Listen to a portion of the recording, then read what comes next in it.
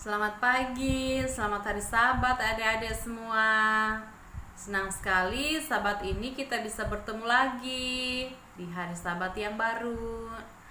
Anti Pastor merasa bersuka cita bisa bertemu dengan adik-adik semua dalam keadaan yang baik dan sehat.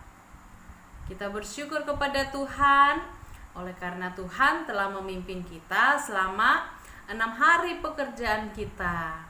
Mulai dari hari Minggu, hari Senin, Selasa, Rabu, Kamis, Jumat, dan Sabat ini kita memasuki Sabat yang baru.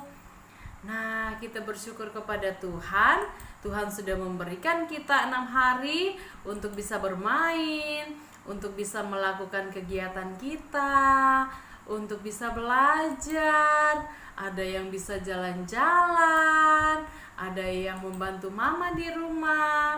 Tetapi Sabat ini kita bisa berkumpul bersama, kita melupakan kegiatan-kegiatan kita dan kita berfokus kepada Tuhan. Kita bertemu dengan teman-teman kita seiman untuk berdoa bersama, untuk menyanyi bersama, untuk mendengarkan firman Tuhan bersama-sama.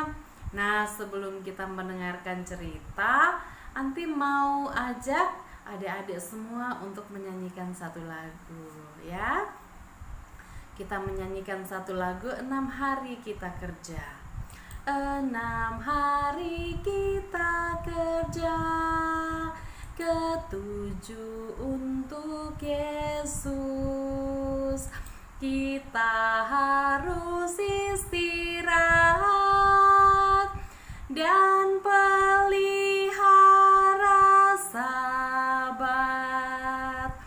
1, 2, 3, 4, 5, 6 buatku. 1, 2, 3, 4, 5, 6 buatku. 1, 2, 3, 4, 5, 6 buatku. Yang ketujuh buat Yesus.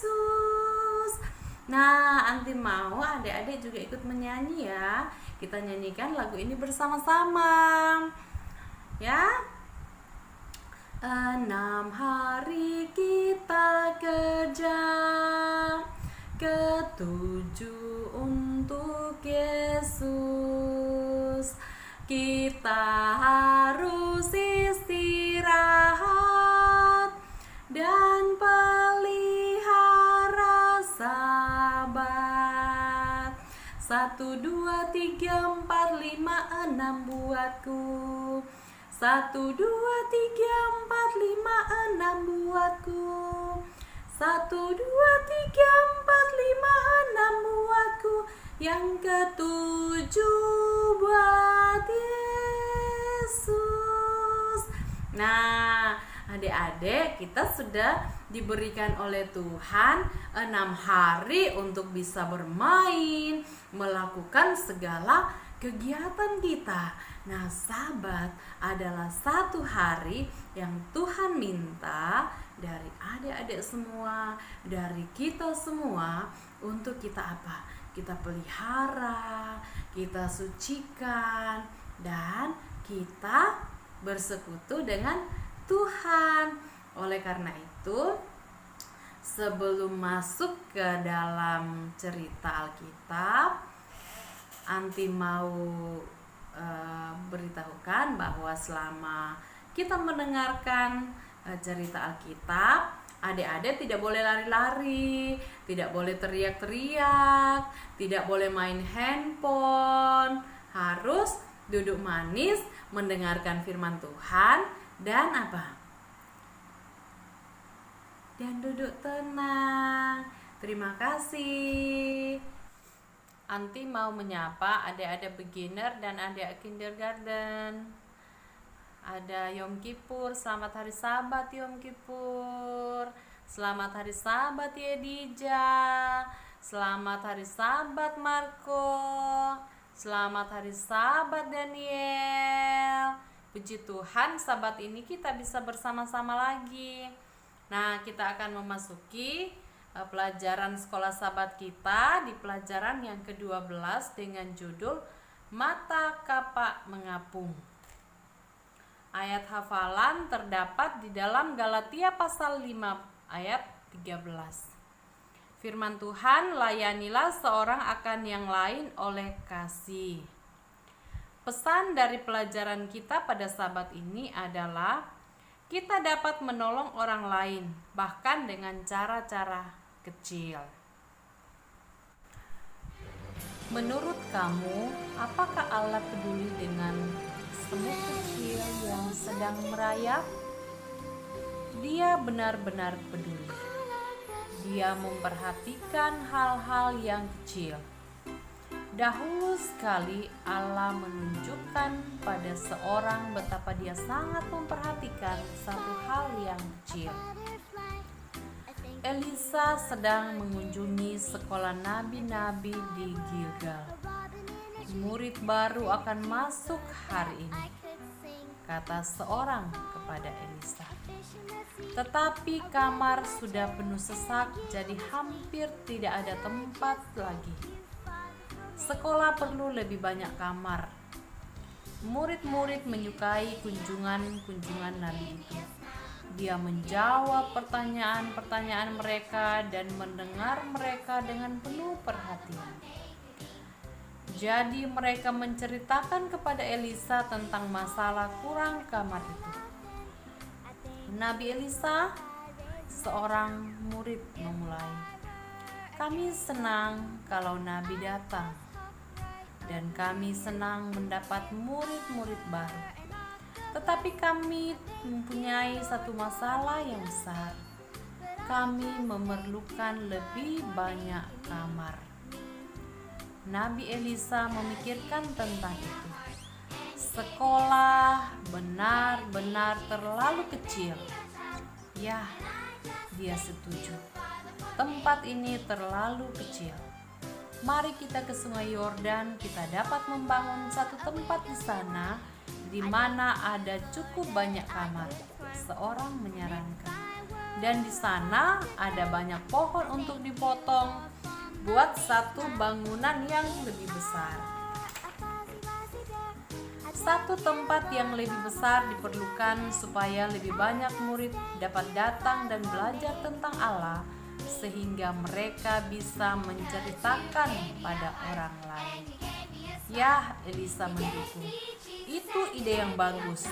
Pergi dan mulailah. Kemudian salah seorang murid berkata, "Tidakkah Nabi ikut bersama kami? Nabi dapat menolong kami menemukan tempat yang tepat." "Baiklah," Elisa menjawab, dan dia berangkat bersama mereka. Maka mereka semua bertemu di sungai itu lalu mulai bekerja. Banyak pohon yang harus ditebang untuk membangun sebuah sekolah yang lebih besar. Setiap orang bekerja keras, menebang dan memotong-motong dengan kapak.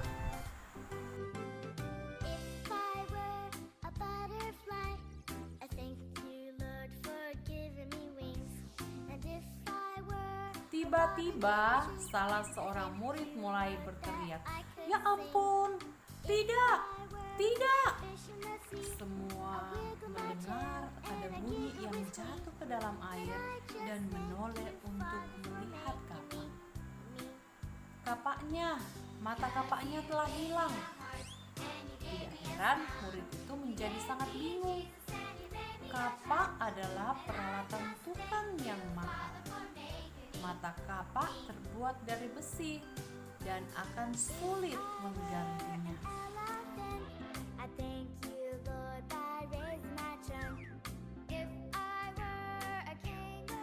"Itu bukan punya saya," murid itu mengeluh. "Saya meminjamnya. Apakah yang harus saya buat? Bagaimanakah caranya saya dapat menggantinya?" Elisa cepat-cepat datang ke samping murid tadi. "Di manakah tadi mata kapaknya jatuh ke sungai?" Dia bertanya. Murid itu menunjuk ke tempat yang tepat. "Di sana," dia menjawab. Mata kapaknya tepat jatuh ke dalam sungai itu. Kemudian Elisa melakukan hal yang paling aneh. Dia mengambil sebatang ranting lalu melemparnya ke dalam air, tepat di tempat di mana mata kapak itu tadi jatuh ke dalam sungai. Lalu muncullah mata kapak itu mengapung di atas air. "Ambillah," Elisa berkata kepada anak muda. Maka anak muda itu pun masuk ke dalam air dan berjalan ke mata kapak.